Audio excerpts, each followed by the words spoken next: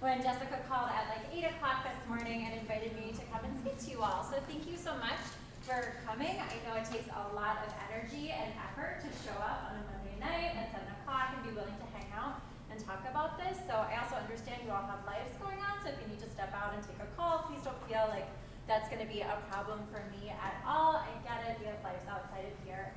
But I'm here tonight to talk with you all, and you all showed up to talk about healthy sexual decision making.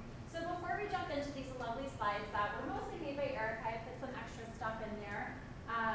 Let's go ahead and think about, what are we talking about when we're talking about sexual decision making? What comes to mind when you hear sexual decision making? Yeah. When to have sex. Okay, when to have sex. What else? Where to have sex. Where? What a phenomenal thing to consider, especially if we're talking about teens here, right? What else? Yeah. Oh, Evie, can you use the mic so the camera can hear you? Thanks. Sure. Yes, I can attempt to. I move a little bit. What else? So when, where to have sex. What else? Yeah. Consent. Consent. Yeah. Tell us a little bit more. What goes into consent? Conscious choice of when they're going to do it, where they're going to do it, all of these pieces. Okay, so putting all of those pieces together, making sure all folks involved in that decision are on the same page and enthusiastically moving forward. Okay, anything else? Yeah. What is sex? Yeah, what do we mean? Even if we have two folks making this decision around sex, what are we actually talking about? What's going where, how, when, how much, right? So lots of logistics there. What else? What about risk? Risk. Tell me more. Well, just making smart decisions and risk and consequence. Okay, so those risks and consequences, which we'll see a lot when we talk about some of the brain-based parts of adolescence and risk and how the brain works with figuring out risk. Yeah, anything else? I thought I saw a hand over there. Yeah. I was just going to say, with whom? With whom? Yeah, pretty important piece there. How will this affect my relationship with the person I'm sitting with and my relationship with my peers? Definitely, and I'm so glad you involved not just the person that this team is making the decision with, but also peers. Who do we tell? Who are we allowed to tell? Who are you going to tell? Who am I going to tell? Is this going to go on social media? Who's going to know after this? How much are they going to know? Anything else? Yeah. The types of relationships. Sometimes they're long-term relationships, sometimes they're hookups. So the type of relationship you're making these decisions in. Definitely. So is this going to change our relationship? Does this now mean we are a different type of relationship? Or is this just a decision based on physical activity? Are we now more intimate? Do we have a different label on ourselves? Anything else with decision making? Protection. So in protection from Sexually transmitted. so from STDs, maybe also from pregnancy, if they could have the kind of sex that would start a pregnancy. Yeah, so there's a lot that goes into decision making around sex, especially for our teens. And I think the point that we're all here for is oftentimes not all of those things are thought about when making that decision. Usually sometime before, but not always in the moment of the decision. And sometimes these things are only thought about after the decision. So it's our job as adults, as parents, as caregivers, to help young folks navigate all of those things and think about all those things so when they're in the moment of that decision, they have those at their ready. So when we think about healthy, what does healthy look like for you? So these are all the decisions we're making. What would health look like when it comes to sexuality for teens?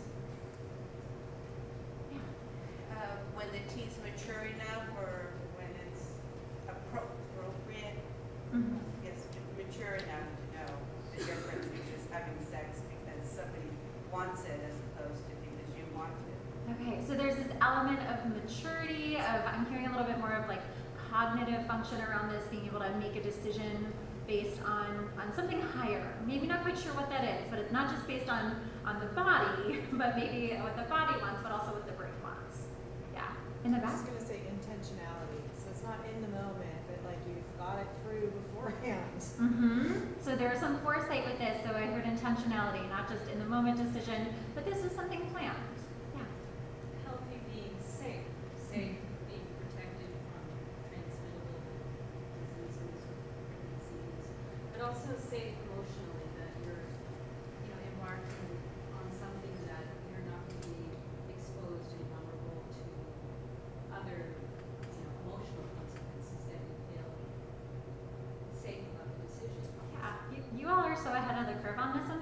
yeah. So not just the absence of STDs, not just the absence of pregnancy or an unplanned or unwanted pregnancy, but the presence of physical well-being. And I think sometimes when we look at stuff around adolescent sexuality, it's just prevention, right? It's really focused on preventing adverse health outcomes, preventing these negative consequences. And usually what's forgotten is, well, then what do we have left? If we just have this absence of disease, what's taking its place? And again, that's our call to action to figure out how do we figure out what do we want for our young people in its place? What does health actually look like? If health is more than the absence of disease, what is health? And fill in that blank and help our young people figure that out for themselves to define health with our guidance. So let's go ahead and can you click to the next one, Ellis? One more. We're gonna get your thoughts a little bit. So just turn to the person next to you or near you and real quick share, where did you learn about sex and relationships?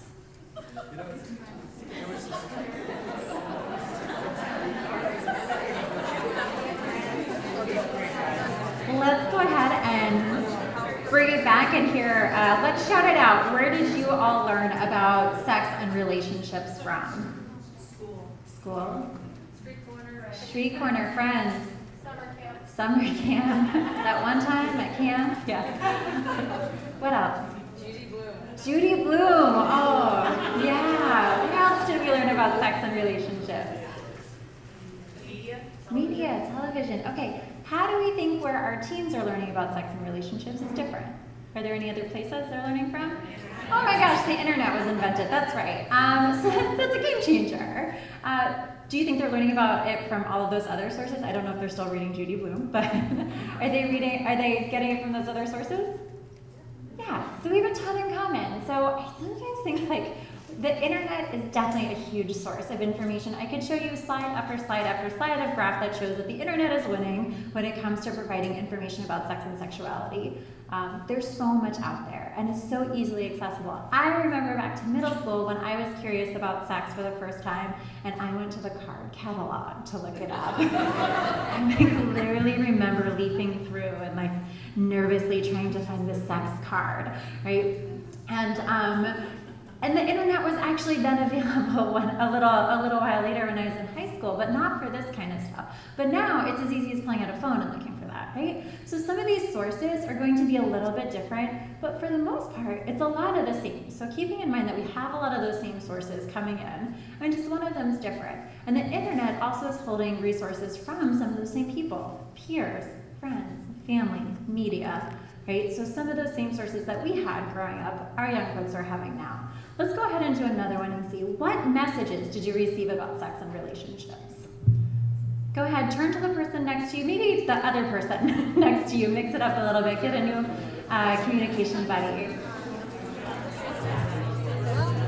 Okay, I don't want to cut off this great conversation. You can see a lot of us having a lot of fun talking about our early messages about sex and relationships. As much as I would love to hear the messages that we all got, I think we could spend the next hour doing that. I want to hear a little bit more of how did those messages make you feel? What was what was the tone of them? What was sort of a theme in a lot of those messages? What was the take-home feeling for you as a young person when you got those messages? Nervous, negative, shame. Scared. Bummer, right? These are like not the most positive feelings that we have. Do you think that was the intent of the person or the source of the message? Yes. For some of us, yes. And that's what I think is so fascinating about this, because we all want to say like, oh no. Because actually probably, even though maybe we got some misinformation, maybe we were told some really negative things, oftentimes it is delivered with a lot of love and caring for that young person. But they want to keep us safe because they love us. And the only way they knew how was to tell us really scary, negative, shameful things. For some of us, maybe not for all of us. So I want us to remember this as we're thinking about talking to our young people about sex and sexuality, that it is that love and that care to keep them safe and to keep them feeling really good about their lives and growing into amazing adults and really healthy and safe adults that drives us. And sometimes that may tempt us to give information or say things that later we're going, ooh, why did I say that? Or like, that wasn't quite right, or that's not what I believe. So sometimes that deep desire for safety can overshadow our judgment in other areas. So we do that too. We can be victims of that as well, but it does come from that source of love. And I want us to keep that in mind here because that's going to be a big piece of talking about these. Let's go ahead and do one last one. What do you wish you had known or were taught about sex, sexuality, and relationships as a teen? And again, if you can find a different buddy or the same buddy, that's okay. Share this real quick. I'll give you about a minute. All right, so I'm hearing the conversation sort of quiet down, so I'll bring y'all back. Let's just take a quick poll. How many of you all could think of something that you wish you had known or were taught? How many people could think of something? Okay, so it looks like most of us, the majority of people, could think of something that they wish they had known or wish they were taught. And I find that this is true, that we all sort of remember back to something. There's a lot we didn't know as teenagers. There's a ton we didn't know. But for things around sex and sexuality and relationships, oftentimes we remember these because they deeply impacted our lives.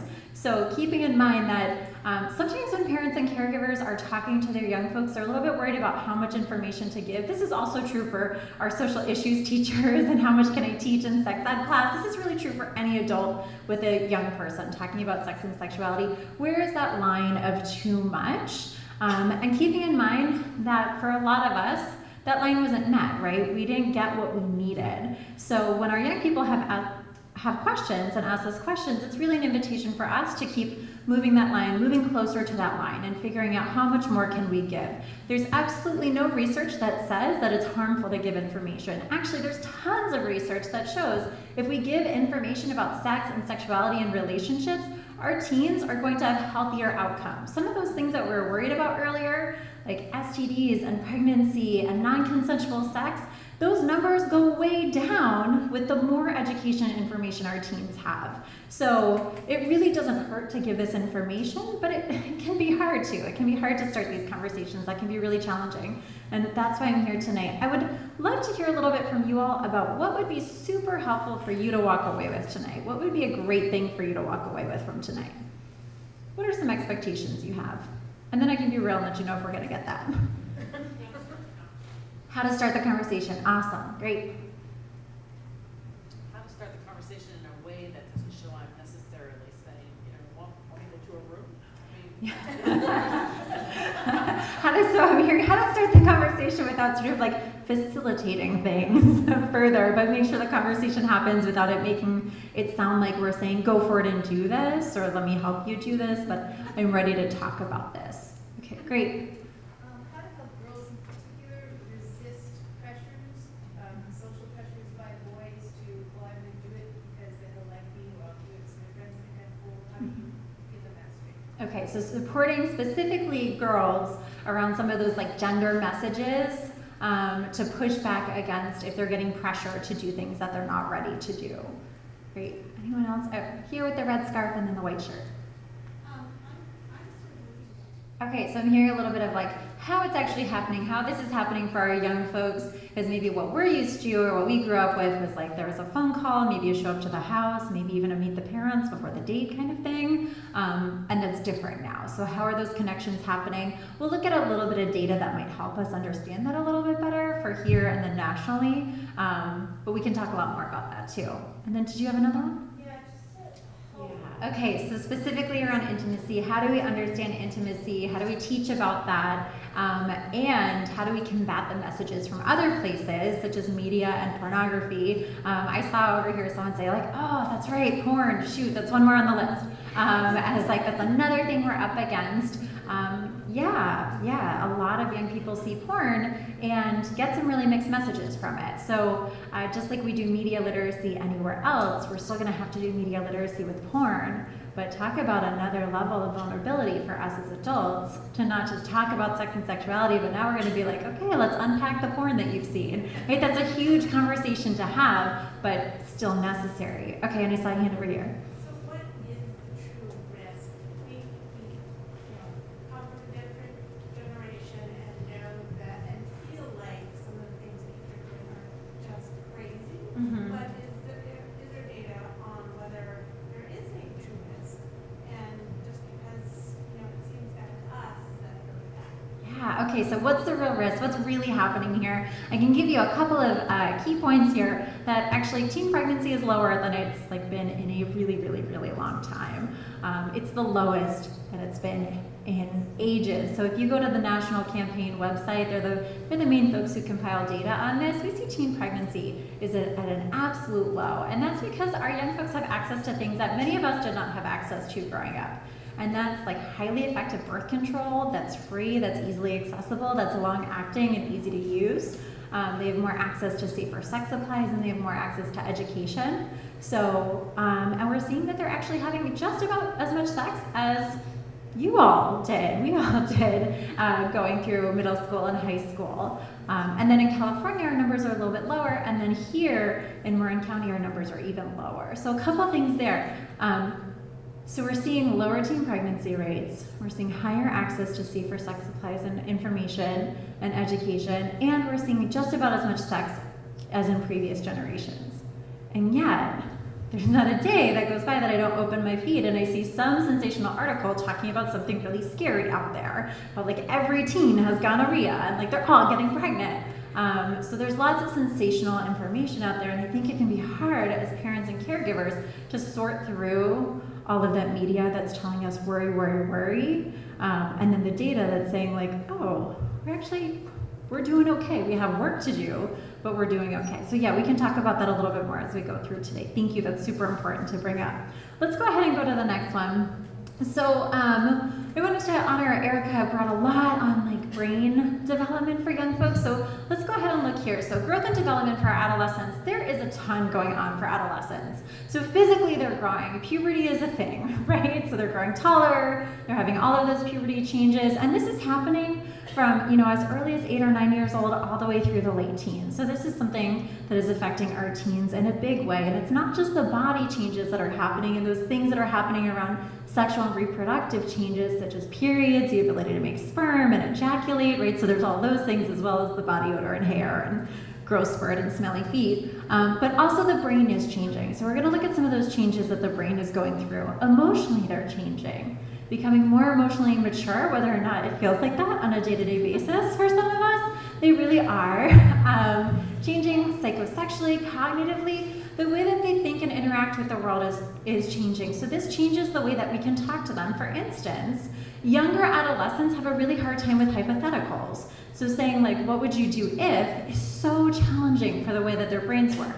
But once they get a little bit older, they're able to grasp that and they can really work with that, and it's a helpful tool. So knowing where our young people are at cognitively can help us as parents and caregivers guide them with our teaching tools that we're using. Socially, ethically, and spiritually, there's just so much changing. So I want to honor this, that they're going through a lot. They're holding a lot as young folks. Let's go to the next one. So just some things for us to remember. Every teen is different. Every teen is going to face these series of developmental tasks as they're going through adolescence, and display a really wide variety of growth here. And this is and variability in biological and emotional growth, meaning that if you have multiple kids, you probably know this, they're going through this slightly differently, right? Maybe one kid you're oh, they're already doing this by this grade, and the other one isn't. So there's going to be that difference and differences among their friends. And what happens for them is they're going to start comparing themselves, right? Why am I so different? Why am I not like this? Is this normal? Those are going to be really common questions coming up because of this variability. The other thing is this is not a continuous process. And this one I think is really permission giving. If you've ever had that experience with your young person where you're I thought we learned that lesson and we're learning it again, right? Because it's not this progression where it's just we're gonna keep moving forward. We learn a lesson, check. Learn a lesson, check. We sort of take a few steps back and then we move forward a little bit. So it's not continuous and it's not in the same progress. So there's going to be a little bit of falling back there. And then the last one says 80% of adolescents cope well with the process. Cope well. And what this is coming from is data that shows that 80% of adolescents will make it through just fine. It makes it seem like an obstacle course or something, but they make it through just fine. But that means 20% of our adolescents are going to face some more serious issues during this time that they're maybe are part of their coping process. Can anyone think of what that might be? Yeah. Depression, definitely. That's definitely one of them. Anxiety. Anxiety issues. Yeah, this can be a whole slew of mental health issues, including depression and anxiety. Which could lead to self-harming behaviors.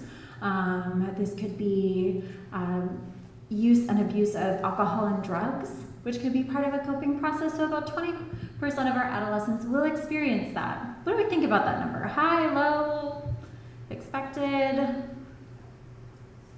High? Yeah. I mean, I think it's kind of high. So meaning that could be one of like your young people that you're supporting. And if it's not, your young person knows that young person. So it's in their life, right? So these things are around them. So as they're dealing, if you remember that last slide, everything that's going on and changing around them, they're also dealing with some folks who are having a really hard time with this. So being aware of those signs of if our young person maybe is just like a little bit more than moody, right? And being able to reach out and get some support. We're gonna kind of talk about this 80% today. But I do want to give a call out that like some adolescents will need a lot more support through this process. So adolescence spans from like 9 to 21 years old.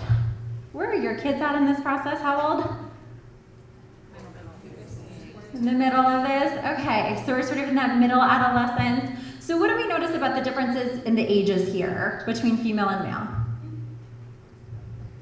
Yeah, so the males are starting a little bit later. So this is going to be based on biology. So this is based on biological sex. So this is hormones, genitals, gonads, right? That kind of thing. This is not based on gender. So we don't actually know the genders here. So this could be a female who identifies as a girl or one who identifies as a boy. But mostly we're talking about biology. And this is an uninterrupted puberty process. So not someone who's taking any sort of blockers or anything to slow down their process.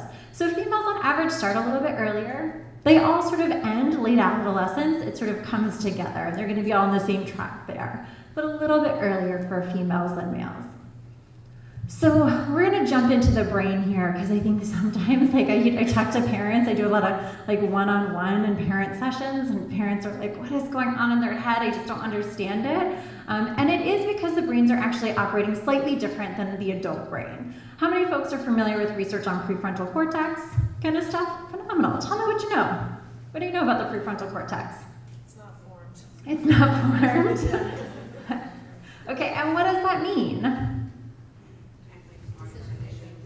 Decision making is different. Okay, so what we can see here, it's not that it's absent in our 12-year-old or 16-year-old, it's there. It's just not as utilized, right? The way I like to think about it is it's not the first stop on the decision making train. That stop exists, it's just definitely a few stops down the line. And sometimes it takes like a parent being like, what were you thinking, to get to that stop and be like, oh yeah, right? So we have to sometimes encourage them to get there. Whereas they're using more of this limbic system, which is, what's the limbic system do? What does that run by? Respond. Very primal. Very primal. Light or Fight or flight. Very emotional, right? So a lot of the decisions that are young folks, the first place that they're going is emotional decision making. And then to that higher functioning prefrontal cortex, which will help with, long-term consequence understanding, weighing pluses and minuses of a decision, the benefits and the challenges. But usually it's based on that emotional piece. And it's going to be easier for them to access it the older that they get. So when they're younger, we really need to encourage them to spend some time there, if it's not where they're going to be spending their time usually. And that can be because in the moment as they're making decisions, their go-to spot is going to be that highly emotional spot. So as we were talking earlier about how do we teach our girls to resist these pressures, we need to not only help them figure out what are those pressures and what are the long-term decisions around them that they're making, but also, and how do you manage them when you're feeling really emotional? When you're feeling maybe that pressure, or you're feeling nervous, or you're feeling like peer pressure around you. How do you manage it in that time too? So it's both. It's both that sort of higher level thinking, and let's imagine you're feeling that pressure. Now what do we do? How do you calm yourself down so you can get to that other part of your brain? And of course, we're not going to use this when we're talking to our teens. We're not going to be like, I want to move you to your prefrontal cortex, but we want to talk to them of like, how do you manage your emotions in that moment, so that we can think a little bit more clearly. Some programs use like a pause thing. There's a lot of pause out there, especially around like drugs and alcohol, like take a pause. And it's actually really effective and helpful to encourage young people to think, pause, think about what emotions are going on in your body, think about what's going on in your body. Now how do you think it through? How do you get to a space where you can actually sort through your thoughts? And that's bringing them here. Let's go ahead to the next one. The other thing that's happening in the brain is something called synaptic pruning and myelination. So, how familiar are with these concepts? Okay, I just need some in the room. So basically what's happening is we make all these connections in our brain as we're growing up. Tons and tons of connections from the world around us. And then we start getting rid of them. And really in adolescence, we're getting rid of a ton of these. And I remember learning about this in my psych program and going, this seems like really mean. This is like the hardest time in our lives is adolescence, and we're getting rid of our brain connections, when really what it's doing, it's getting rid of some of those connections so it can strengthen others. So the ones that are being used are being strengthened, the ones that are not are getting pruned out, and this is a really effective thing to do. Now, the challenge with this comes when we have trauma, when we have unhealthy decision making in adolescence, because it's going to start strengthening the pathways that we don't want to see strengthened. So I'm not talking like one single traumatic event, but if there's ongoing things that can start strengthening, such as like abuse of drug or alcohol, that can start strengthening some of these connections that we don't want to see strengthened. It's going to be harder to break them later on. So really when we're talking about healthy decisions for adolescents, it is such a pivotal time, not just because they're young and they have so much ahead of them, but really because it can affect their brain later on at sort of this really finite level. The other thing that's happened is myelinization is happening. So these are not only strengthened, but the connections are getting faster because there's this coding happening around the axon that's speeding up these connections. So our young people are able to actually, the connections that they make are gonna start moving faster. So it'll really strengthen that. So again, increased efficiency of basically those local computations that are happening and then increased speed. So we really, again, why we want that healthy decision making. Let's go ahead to the next one. So we talked about this, the prefrontal lobe, the prefrontal cortex. So interesting thing, and this is sometimes something I like to remind folks of, the disconnect that can happen. There's tons of studies that say we show an adult a picture and a teen a picture and we look at what lights up in their brain. For the adult, it's that prefrontal lobe lights up. For the teen, it's that limbic system, that emotional piece. So anyone do anything as a teenager that you would just never do now? It doesn't have to be about sex, but anyone have that experience? You took a risk as a teen and you would like never do that now? Yeah, that's because when we saw that opportunity as a teen, we were like, bring it on. And now we're like, oh, I think that's gonna hurt my back, or like, I don't wanna do that, right? I have an early morning tomorrow.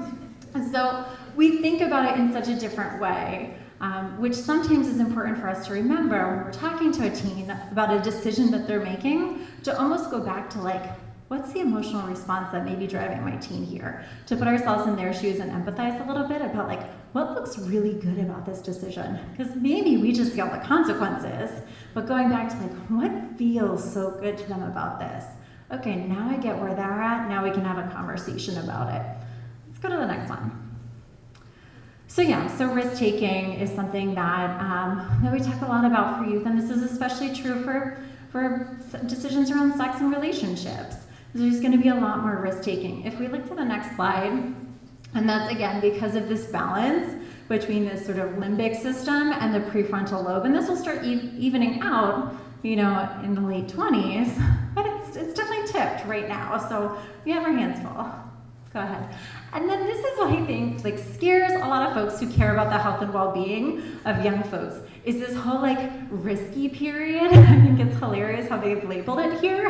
And there's oh my gosh, these lines aren't aligned and we have this risky period, and it's true. I think this also sometimes all this research undercuts how amazing our teens are, because they have all this stuff going on, their brains aren't set up in the same way that adults are, they will be in the next few years, and they're still doing so well. So clearly, there is this disconnect here, but they're able to navigate it, and it's because of those conversations that we're having. But to honor, there's something different going on here. Let's go ahead. So we're gonna go a little bit through the different adolescent ages and talk about them and see what's going on for each. So this will help us with guiding our conversation. So early adolescence, So this is where we're adjusting to bodies, puberty changes, a lot of am I normal? How many folks had that going on in their households? Am I normal? Is this okay? Yeah, concerns about that? Cool. Concerns with body image and privacy. A lot of modesty is going to start now. Like maybe doors used to be open and now they're totally closed. Maybe we used to change in front of each other as a family and no, not at all, right? So that modesty kicks in a lot here. Beginning to separate from family and increasing parent-child conflict. Seeing lots of heads nodding there. Yeah, and that's because friends are becoming more important. Friends and peers are becoming so much more important, and that does cause a lot of conflict because this young person is becoming more independent. So self-preoccupation, I love this one. This is where adolescents really start focusing on themselves, and this is so important for us just as like a species and survival, but really hard because when we talk to adolescents, everything is focused on them. It feels like the whole world is looking at them sometimes, right? So like, why is everyone looking at me? Or, gosh, I can't wear those jeans, I just wore them on Monday. I can't wear them again today. People will know. How do you even know that? How do you know what you wore last week, right? So there's this preoccupation with self and this sort of like egocentrism that is really important for survival, but can sometimes be challenging because that's a much different world our teen is living in than what we're seeing, because we're not seeing it in that same way where they're at the center as they are. So moody, this is same-sex friends and group activities become more important. A lot of the research does talk about same-sex friendships. There's some research that talks about depending on the sexual orientation and gender of the child, this may not be true.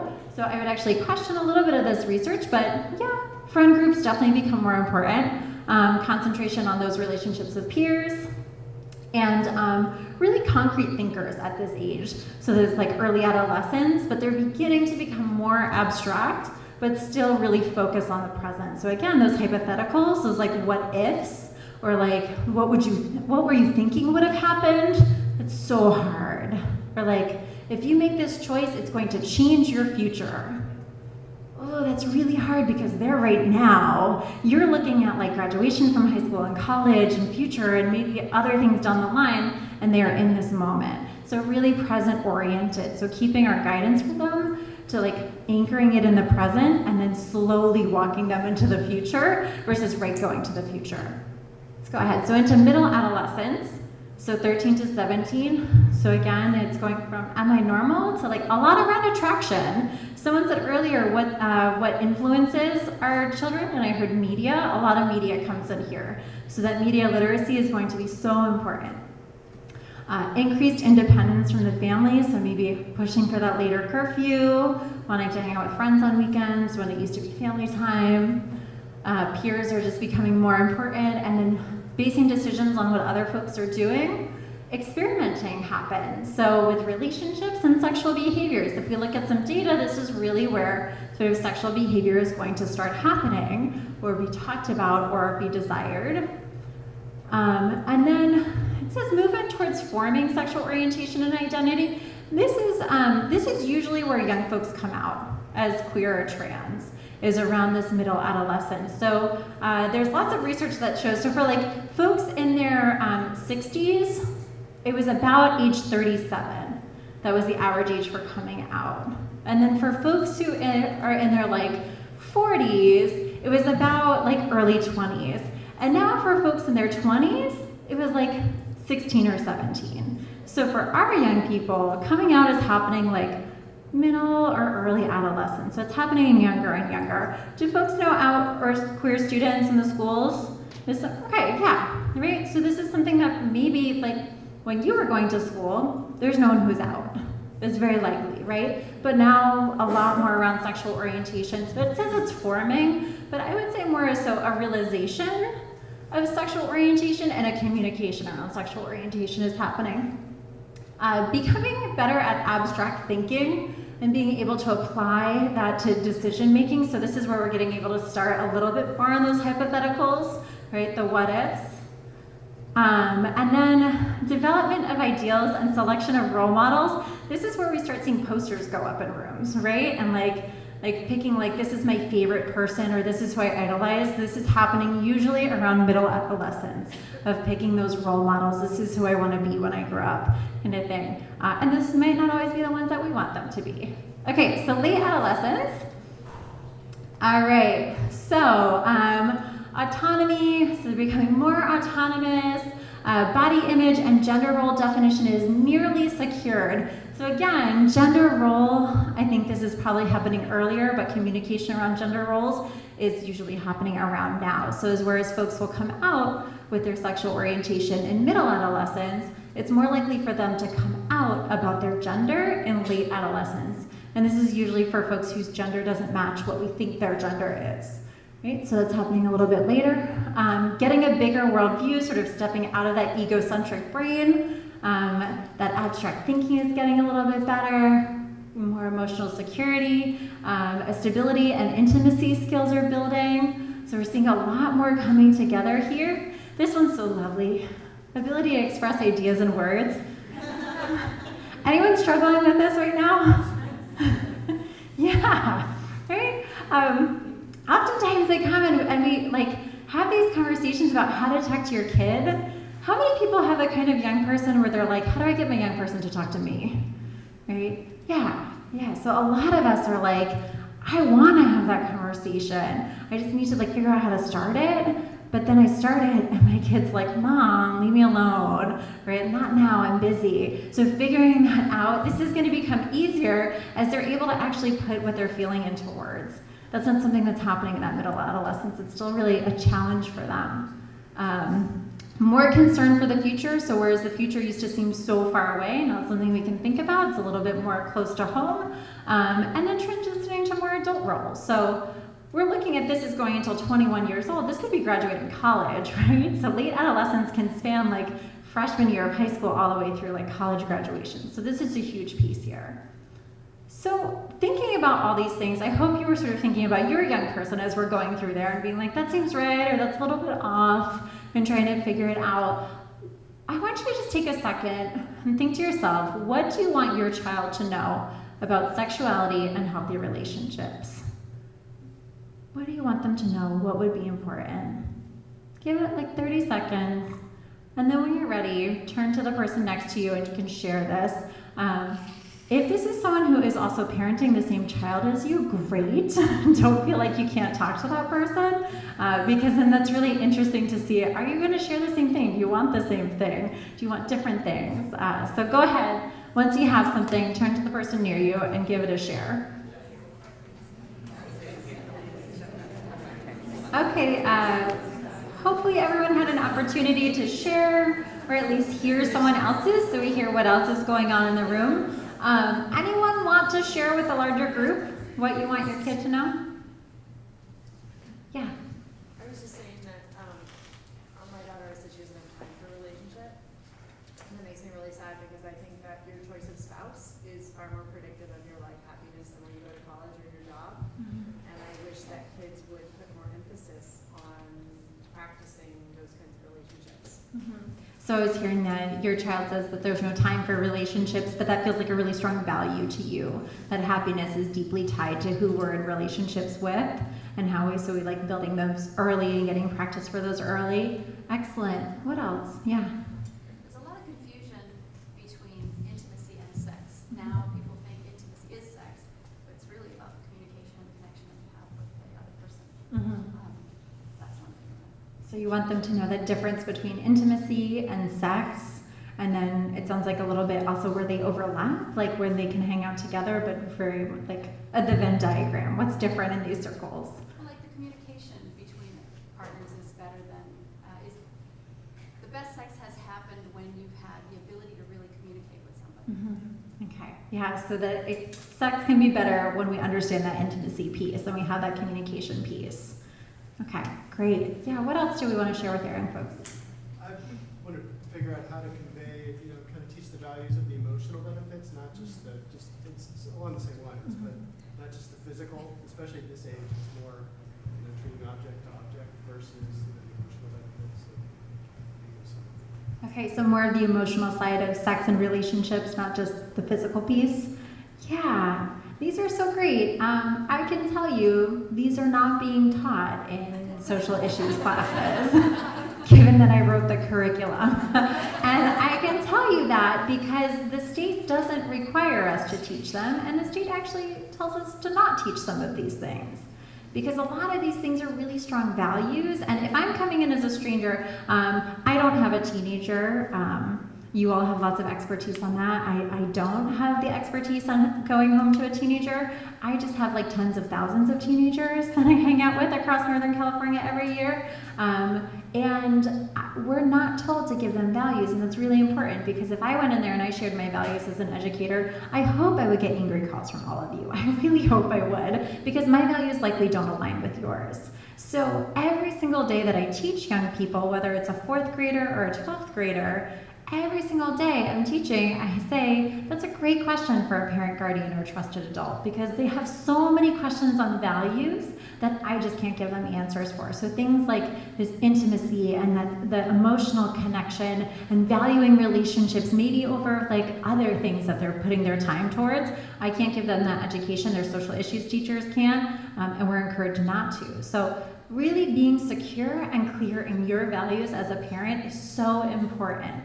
And I think right now, oftentimes when I'm doing these workshops, people are like, yeah, I know what I value. I know what I value. But then if your kid were to sit right next to you, I see some of us have our teens with us tonight. If your teen was to sit right next to you and say, like, what do you value? Are you ready to answer that? You know, be ready. Have that language at the ready. Be ready to have that conversation. And oftentimes this may take a lot of like journaling or writing or discussion with other people that you're parenting with, or other folks in your community to figure out how to say that. Because when it comes down to it, that's really what our teens want to know. They can figure out how to like get a condom and how to get birth control and do those other things, but when it comes down to it, they want to know about values. So we're going to look a little bit around adolescent sexual behavior, so we can think about what are they actually doing. And Jessica gave us a great kickoff with this to tell us a little bit about what folks are doing. So this is across California. We see total is in blue, the yellow is female, the red is male. What percentage have ever had sex by each grade? So we see around 9th grade is about 15%, 10th grade 26, 39, and about half by the end of high school. What do you think your teens would say about this? Do they think it's higher or lower? Oh yeah. I think they would say, well, what is sex? Yeah. That's right. And I wish they would go and like, I feel bad we're being recorded and somehow like I feel like they're gonna hear this, but I wish like they would go tell the YRBS folks that. And like every time I present this data, people are like, what is sex? And I'm like, I know, I don't know, because they just ask that. So this is the data that we have. Some school districts will actually choose to include more questions so they can get more information about specific sex acts, but the general one that's used across California, across the nation, just says, have you ever had sex?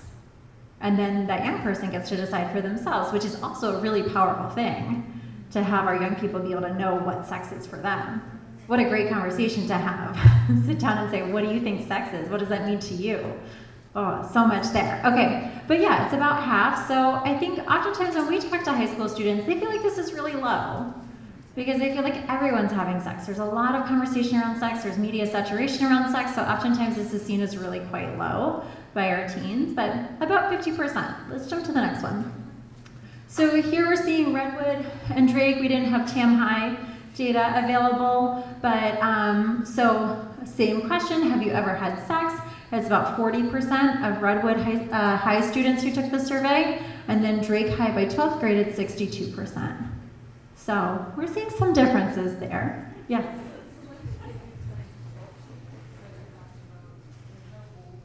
When to talk about values? Yeah, that's such a great question. When did we start this? My guess, you've already started it. Right? We're communicating about our values all the time in everything we do. But to sit down and have that pointed conversation before it's necessary. So oftentimes when we're talking to parents, they're like, I'm not gonna talk to my kid about sex because they're not having it. I'm like, great, now is the time, right? They're like, I'm not gonna talk to my kid about puberty because they're not in puberty. Great, now is the time. That anticipatory guidance is so important. And what we see from research is there's no harm in giving that information early. If they don't want it, they just don't listen. I'm sure you've experienced that. So, right, they just don't listen, it sort of washes by them. But if you're passing on those values and starting small, earlier someone asked about like consent and boundaries. We can talk about consent every single day, right? We can point it out in the like, you know, can you drive me to soccer practice? Great, that was a great example of getting consent and talking about that, negotiating that. Like, yes, I can, but I have to do it after we go to the grocery store. Great, that was a great example of negotiation. So talking about things in everyday life, building on them, and then applying them to sexual situations. So the first time we sit down isn't the first time we've talked about consent. We've built up to that. So it'll be a little bit less scary. And then we have more of a foundation. But I would say early and often, that's always our go-to, early and often around values and around sexual health. So this was another study done by the National Campaign that says when it comes to your decision about sex, who is more influential? And then they ask parents when it comes to your teen's decision about sex, who is more influential? So this is what parents answered and what teens answered. What do you notice?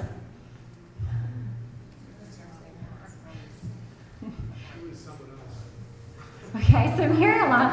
What I see, maybe I'm a little bit more positive. I had some coffee before this, but I see that you're winning as parents, right? So parents are by far the most influential, and you get that. If you know, maybe you took the survey, probably not, but also kids get that, right? They're saying about 40% of them, my parent or parents are the most influential people in my life. How cool. Everything you read attests to like the power of peers. Like I don't even believe that. Yeah. Because I really do feel that the peers, the friend groups, have much more sway. Mm-hmm. So hearing that, like, this is hard to even see because I know my kid or I know what I see in the media, and it's really all about the peers. And this is, I mean, look at the ages here, 12 to 19, right? If we think back to those adolescent slides we were looking at, this is gonna be different, right? This, maybe if we sectioned it off by like 12 to 14, this section would be way bigger. And as they're getting towards this 19 side, it's getting smaller, and this is the average out. So I would say that's a big piece of it. So again, when to start talking about this as early as possible. Get those messages in early because this will start shrinking over time, right? As they're becoming more reliant on their peers, but there is this great window. We're in that window now. All of your young people are in that window for getting these values. But yeah, this is a lot of other stuff to combat, right? It's a big part of the pie chart here, of the circle. And then, so we also see other family members on here, like siblings. Someone else could be maybe like aunties, uncles, family friends. It could be other adults, someone else. And then, but yeah, media does show up. Okay, let's go to the next one.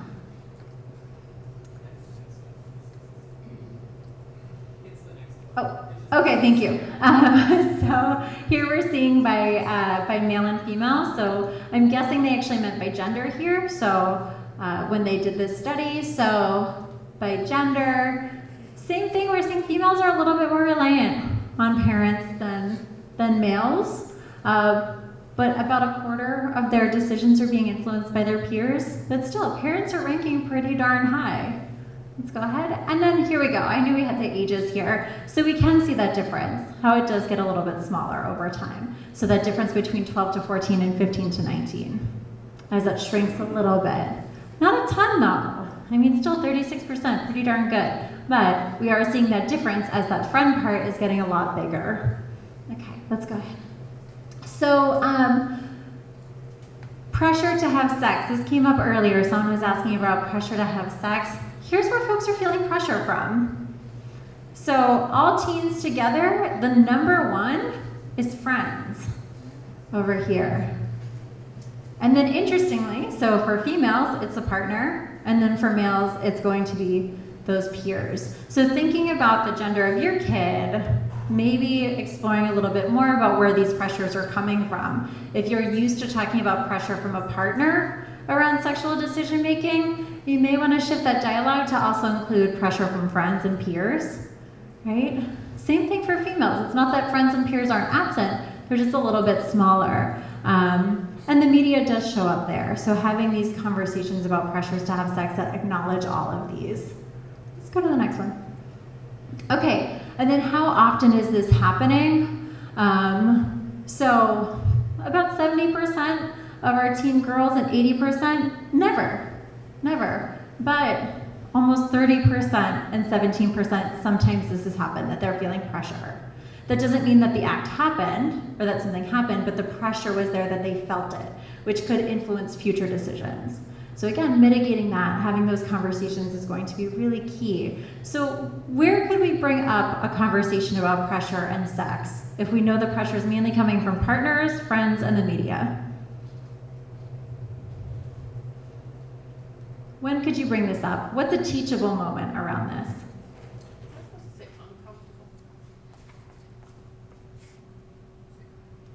Yes, thank you.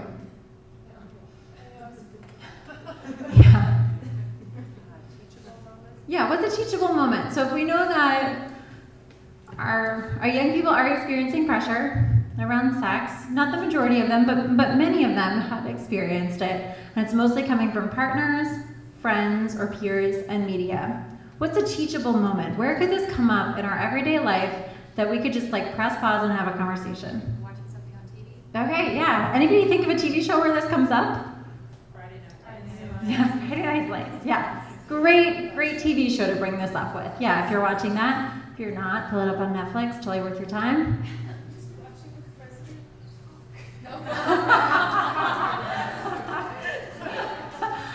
You know, I mean, that's what's in our media now. Great example. It opens the doors to a lot that you can talk about. You know, what do you do if a male strong figure comes in and wants to grab something?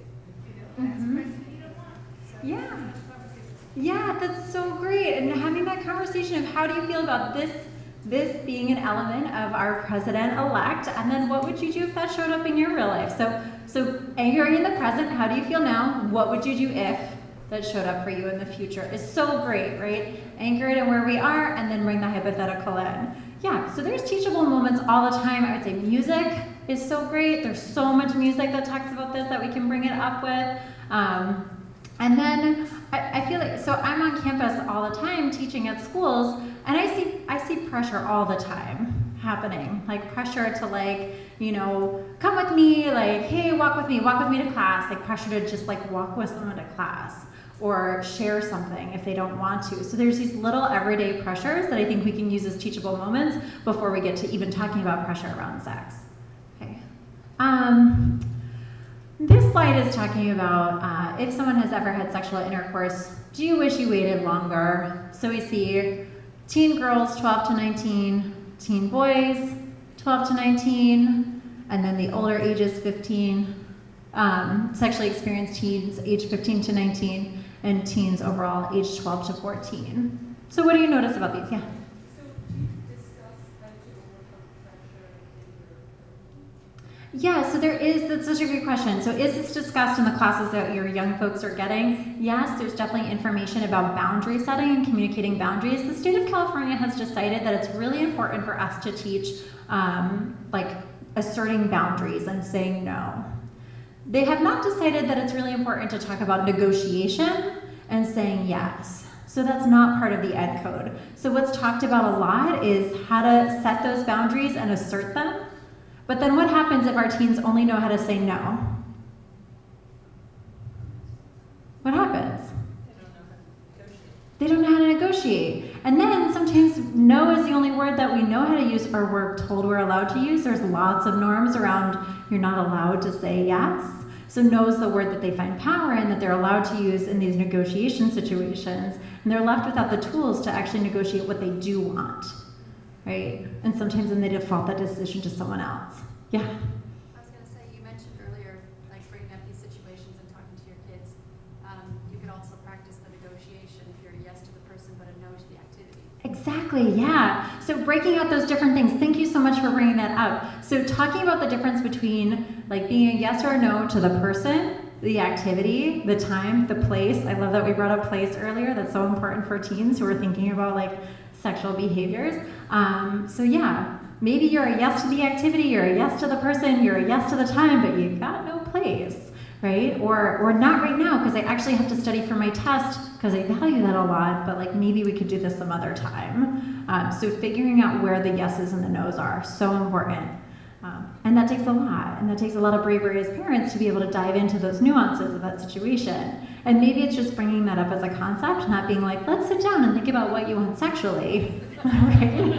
Maybe we're not there, we don't want that intimate conversation, but maybe we do want to at least sit down and be like, let's figure out where your yeses or nos are, and why is this important? How do you think this would be useful? Let's do that now. How do you think you would use this when you're in the moment?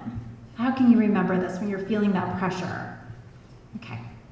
All right, so a couple of things. We really do believe that you are the primary sexual health educator of your child, of your young person. We already said this, you already started this education every day. This starts from, from the time they join your life. So we recommend starting in early childhood, never too late to start. Never too late to start bringing these messages home. They'll feel more in control of their bodies and make healthier decisions if we give them more information and education. Again, the statistics show the more communication that young people have with their parents, the healthier they're going to be. There's just like great data out there on that. All children, including those with disabilities, really need to learn about sexuality, and this is important. Sometimes our young people with disabilities are overlooked. So if you have a young person with a disability, keeping that in mind that they might not have access to the same education information that students who don't have disabilities have access to. How can you facilitate that for them? Okay, so can you go back one, Alice? Thanks. Yeah. I just want to make sure people know that we have some great handouts in the back. There's 3 handouts. One is all about what to communicate at what ages, as well as when families are talking, exactly how to bring up certain topics. So just make sure you grab the 3 handouts on the way out. Thank you. I would actually totally recommend Families Are Talking, which is a publication through SECUS. They have a whole range of them, so they have lots of different topics as well. So if there's a specific topic you're looking for, we have the one on dating and relationships here, but they have a whole range of them if you're looking for other topics. So what are some barriers to communicating with your young person? Yeah. They don't want to talk to you. Okay. Or listen. Yeah, okay, so they don't want to talk and they don't want to listen. Why do you think that is? And I'm saying you, but anyone can answer. It's uncomfortable, they're embarrassed. Why do you think they're uncomfortable and embarrassed? It's unfamiliar. What's that? It's private. Because it's not something that's in our daily dialogue, right? We talk every day about like what we're doing, what you learned at school, what we're eating for dinner, right? We don't talk every day about this. So the best thing that I can say about with like, they don't want to talk about it, it's uncomfortable, it's awkward, is to make it more frequent. Make it a more frequent conversation. And it is hard when you're going home every day and you're having that conversation and your kid is just shutting you down. And that's tough. That's tough. And like, I know that's a really hard piece of recommendation to give, but the more that they're exposed to it, the less awkward it'll be over time. And then when they're ready, if they do have that question, then they at least know, well, like, oh my gosh, my parent has been saying this every single day, or like every Friday for the last year, now I know that they're cool to talk about it with. So again, those parental influences, sometimes I see parents saying like, I don't know how I can have that much sway. We don't even ever talk about it. They're always shutting me down. If you're the kind of parent who's bringing it up, who's leaving handouts on the coffee table when you get home tonight, you're talking about it, right? Leave a tab open on the computer if you share a computer with them. Text them something about it, right? If they don't want to talk to you face to face, speak their language, text them something, right? They may be totally embarrassed, but that's something that they have right there. And then if they're embarrassed and you brought that same thing up in conversation, their go-to might be to walk away or shut down.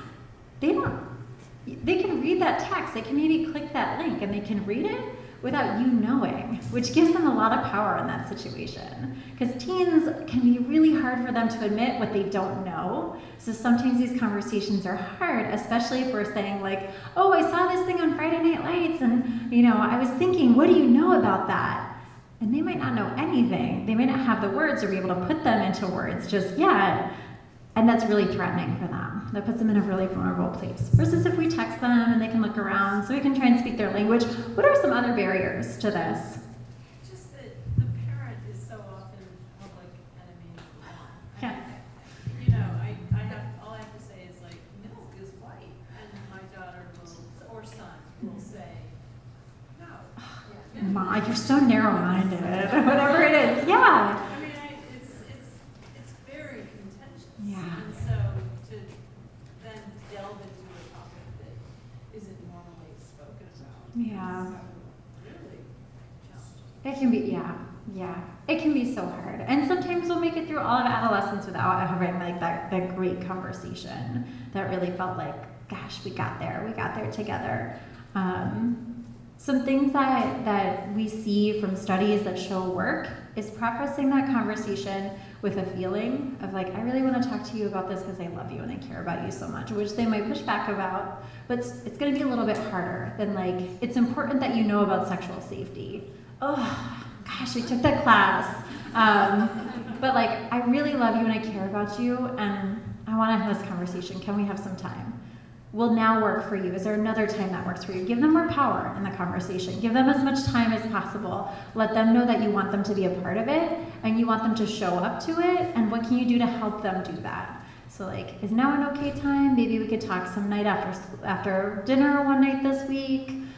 Give them a little bit more power, but oftentimes leading with love can be really, really helpful, and it's harder for them to push back about that because chances are they really know that's true. Right? Yeah.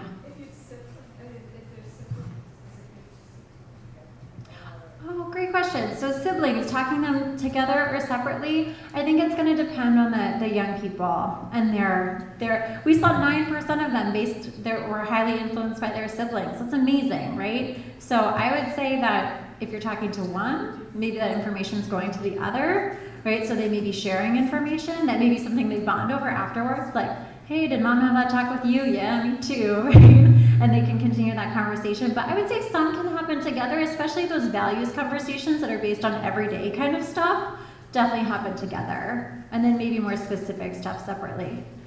I thought also maybe starting off with a story, like they love to hear personal stories. So maybe not a story about sex, but about intimacy or your first heartbreak.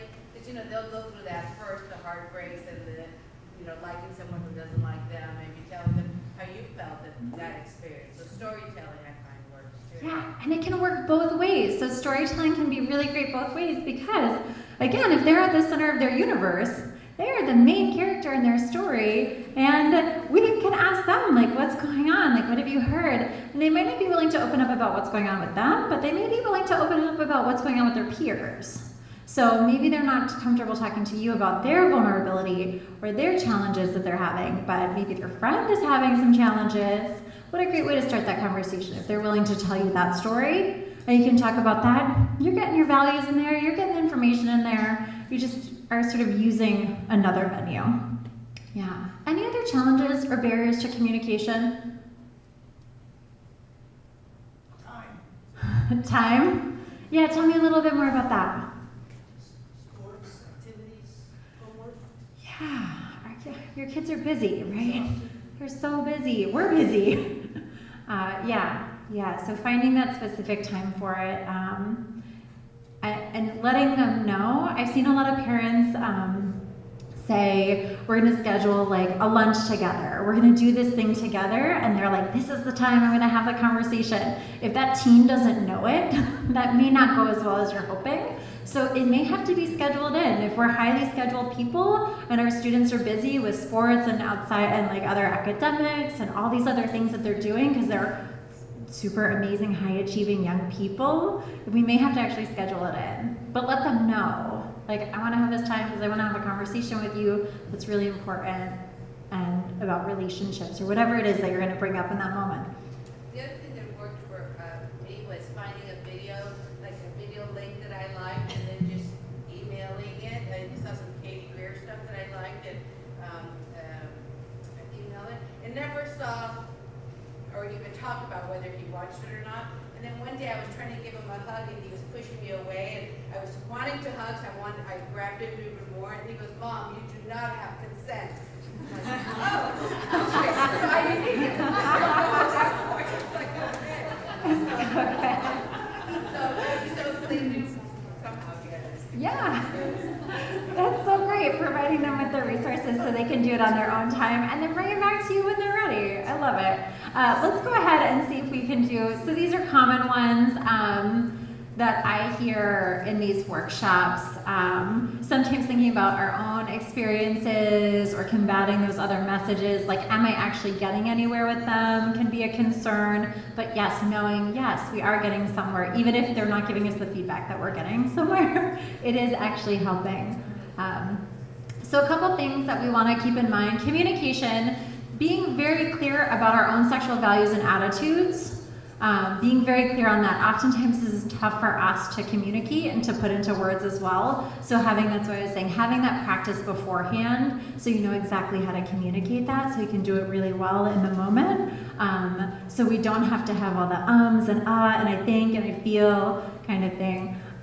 Talking early and often. A couple things about monitoring and engaging, and this is finding that balance between how do we supervise and monitor, so establishing rules and curfews and standards of acceptable behavior, but also allow them to develop more independence and responsibility with the decisions that they're taking.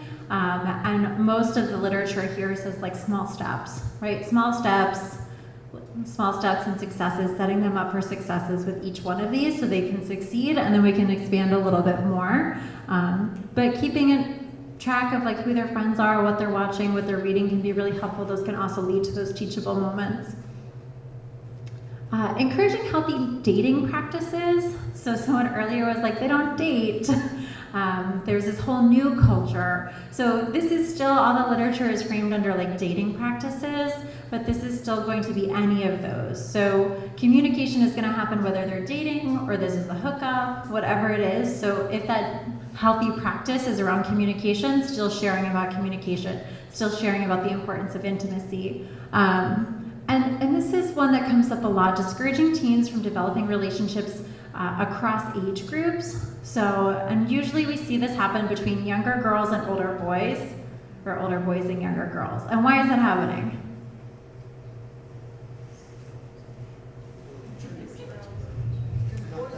Yeah, exactly. Maturity-wise, we were looking at those like adolescent years, right? There was some lag there for the males. So those females are developing faster and are going to look more sexually mature. So they may be the target of unwanted sexual attraction from older folks, or maybe wanted. Maybe that's really validating as they're sort of struggling with the like, am I normal, am I attractive? That's really validating for them, so helping them navigate and negotiate that, but remembering there is a very big difference there between a younger person and an older person, and being clear on that, how unhealthy that can be. And then again, talking about the future, let your kids know that you care about the future, and reducing their sexual risk is part of that, but anchoring it in the now. Right, not just going to the future. Okay, so this you're going to get. We have a handout here, tips for talking, but we can show them real quick because we have about a minute. So taking the lead, finding those right times and places, a little bit at a time. This one can be really good, especially when we're strapped for time and it may feel like, this is it, we're in the conversation, I gotta get it all out, right? Just a little bit at a time before it's information overload and they're just like, I'm not listening anymore.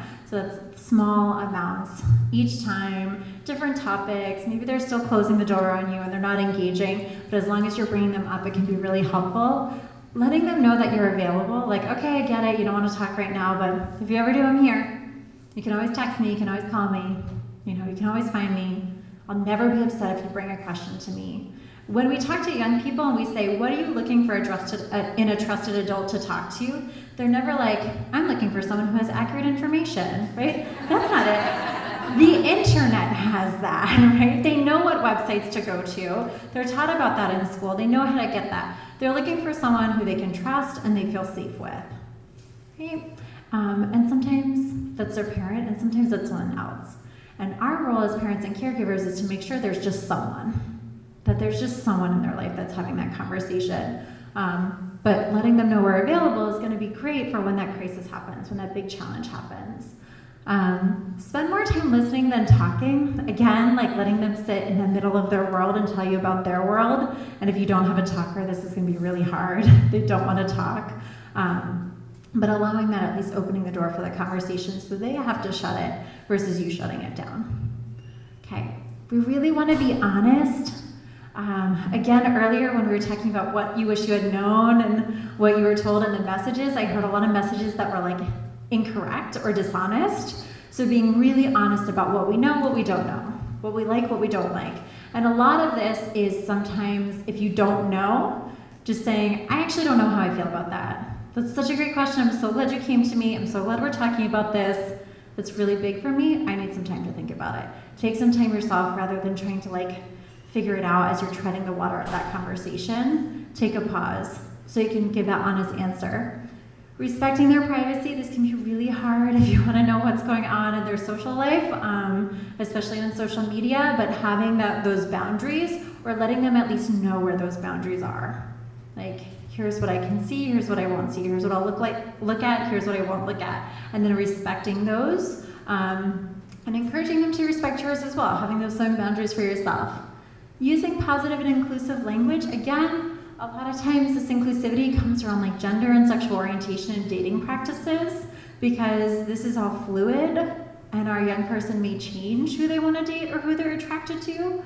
And we want to make sure we're leaving space for that. So instead of just saying like, oh, are there any boys you think are cute these days? Like, is there anybody you've been hanging out with? Is there anybody you like? And just leaving it open for them because that's going to be such a great open door for them to then be like, yeah, wow, that was really cool that you said that. Yeah, because there's this girl I like or this boy I like. So they might fill it in there for you. Avoiding those scare tactics and building self-esteem.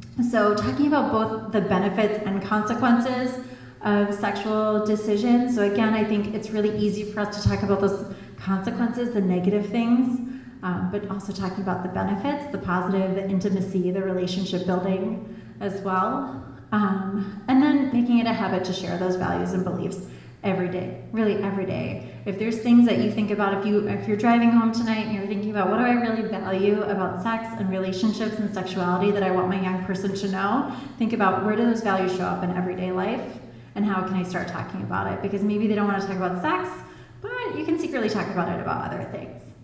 Okay, and then we're going to give you some handouts on this so you have this to take home. So I will also send out some other resources if there's things that you're interested in. I can hang out for a little bit if you have specific questions or there's any like resources that I can bring you to, but I want to also honor that we are exactly at 8:30 according from the clock I'm looking at. So thank you so much for coming tonight and for participating.